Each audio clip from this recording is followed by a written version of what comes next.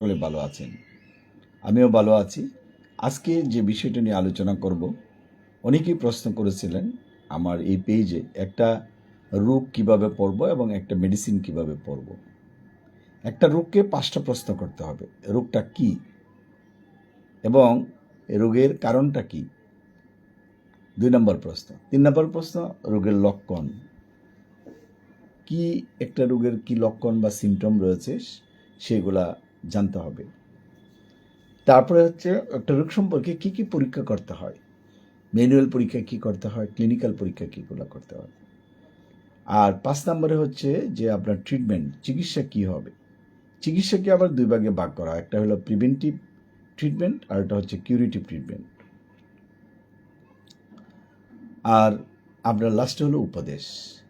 এখন আপনি একজন ডাক্তার কাছে কিভাবে পাঠাবেন, এই যে ডাক্তারের বিভিন্ন ক্লাসিফিকেশন রয়েছে, সুতরাং একটা রোগকে 5টা প্রশ্ন করেন, তাহলে আপনি কিন্তু জানতে পারবেন এবং বুঝতে পারবেন। এবং এটা রিলেটেড সাবজেক্টও রয়েছে। একটা রোগকে যদি প্রশ্ন করেন রোগটা কি, তাহলে আপনাকে অ্যানাটমি বই ভালো করে পড়তে হবে, কারণ ওইখানে অঙ্গের বর্ণনা, একটা রোগ কোনো না কোনো অঙ্গে কিন্তু হয়েছে, সেই অঙ্গটা কি, সেই অঙ্গটার স্ট্রাকচারটা কি, তার গঠনটা কি, সেই সম্পর্কে কিন্তু আপনাকে জানতে হবে। এখন আপনি অঙ্গ চিনেন না, স্ট্রাকচার জানেন না, বা কি সেল দ্বারা গঠিত, কি টিস্যু দ্বারা গঠিত, তার বিষয়বস্তুটা কিন্তু আপনি জানতে হবে, এবং বডির কোন জায়গায় সেই অঙ্গটা উপস্থিত। এবং আরেকটা সাবজেক্ট আপনাকে পড়তে হবে ফিজিওলজি। ফিজিওলজিটা কি? ফিজিওলজিটা হচ্ছে যে অঙ্গটা আপনি পড়বেন সেই অঙ্গটার কাজ কি। আপনি যদি সেই অঙ্গটার কাজ সম্পর্কে না জানেন, এটার ফাংশন কি, এটার ভিতরে যে রস রয়েছে, সেল রয়েছে, টিস্যু রয়েছে, তার কাজগুলো কি, এগুলোও কিন্তু আপনাকে জানতে হবে। এই জন্য আরেকটা সাবজেক্ট আপনাকে পড়তে হবে, সেটা হলো ফিজিওলজি। তারপর আসেন রোগের সাইন অ্যান্ড সিমটম। আপনি যদি রুগীকে, ডাক্তার রুগীর ভিতরে যা দেখতে পায় সেটাকে বলে সাইন, আর ডক্টরকে যে কমপ্লেইন করে সেটা হলো সিমটম। সাইন সিমটমটা কি, ডাক্তার কি দেখলেন, বা আপনি যে কমপ্লেইনগুলো করছেন সেগুলা এই যে অ্যানাটমি ফিজিওলজি পড়লো এইটার লগে মিল করবে, মিল করে দেখবে যে হ্যাঁ ওনার সাইন সিমটম ঠিক আছে কিনা। তারপরে রোগটা কিন্তু ধরা পড়লো না, তখন যাইতে হবে আপনার পরীক্ষার মধ্যে। পরীক্ষার মধ্যে তার জেনারেল পরীক্ষা আছে, যে ধরে ছুঁয়ে বা নার্ভ ঠিক আছে কিনা, কিডনি ঠিক আছে কিনা, ফিজিওলজিক্যাল এক্সামিনেশনের প্রয়োজন পড়ে। পরবর্তী টাইমে দেখা গেল যে বিভিন্ন অঙ্গ চেক করার পর কোনটা নর্মাল কোনটা অ্যাবনর্মাল সেটা জানা গেল। পরবর্তী টাইমে তার পরীক্ষা রিলেটেড যদি দেখা যায় যে প্রস্রাবের রাস্তার কোনো গণ্ডগোল হয়, তাহলে আলট্রাসোনোগ্রাফি বা ইউরিন আরইসিএস হতে পারে, বা কাশির যদি কারো সমস্যা হয় তাহলে এক্স রে লাগতে পারে, সিটি স্ক্যান লাগতে পারে, কাশির কপ মাইক্রোবায়োলজিক্যাল টেস্টের প্রয়োজন হতে পারে, অ্যালার্জি যদি হয় তার ব্লাড পরীক্ষা করার প্রয়োজন হতে পারে। এগুলো হচ্ছে আপনার পরীক্ষা। তাহলে কি কারণ, লক্ষণ, পরীক্ষা।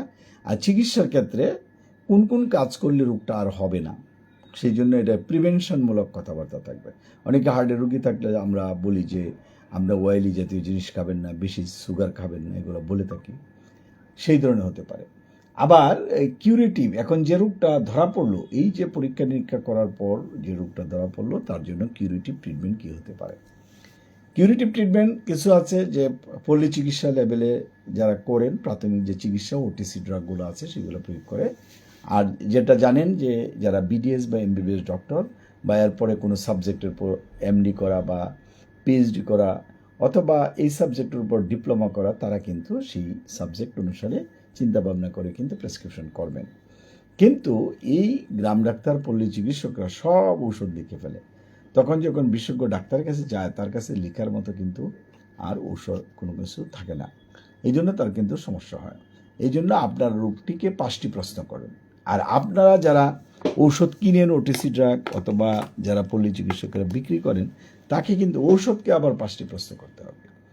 ঔষধটা কি, কি কি কেমিক্যাল দ্বারা তৈরি, যেহেতু এলোপ্যাথিক ঔষধ, এটা হোমিওপ্যাথি ঔষধ না বা আয়ুর্বেদ ঔষধ না, কি কি কেমিক্যাল দ্বারা এটা তৈরি করা হয়েছে, বা এটা সোর্স অফ দ্য মেডিসিনের কি, এটা প্রথমে জানতে হবে যে এটা কি কেমিক্যাল না এটা ন্যাচারাল, কোথায় থেকে আসলো, এটার বর্ণনা, হোয়াট এটা জানতে হবে। এরপরে এটা জানতে হবে যে ঔষধটার খাওয়ার পরে আপনার কি কি সাইড এফেক্ট দেখা দিতে পারে বা কি কি সাবধানতা অবলম্বন করা উচিত।